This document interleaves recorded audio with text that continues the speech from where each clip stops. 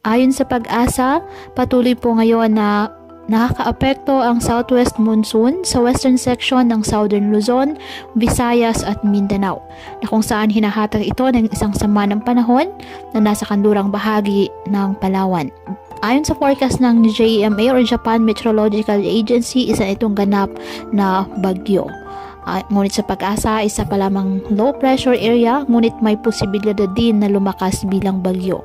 At patuloy nitong hahatakin ang habagat na siyang magpapaulan naman sa iba't ibang bahagi ng ating bansa. Ngunit isang sama ng panahon din po ang minomonitor sa labas naman ng Philippine Area of Responsibility sa may silangan ng Mindanao. At patuloy natin na i-monitor ang magiging development po ng nasabing sama ng panahon. Ngayong araw, dahil sa southwest monsoon, asahan ang maulap na kalangitan na may kalat-kalat na pag-ulan at thunderstorms sa Mindanao, Western Visayas, Central Visayas, Palawan at Occidental Mindoro. Ang Metro Manila at nalalabing bahagi ng Mimaropa, Batangas, Cavite at Laguna, bahagyang maulap hanggang sa maulap na kalangitan na may mga kalat-kalat na pag-ulan at thunderstorms dahil pa rin sa nasabing habagat.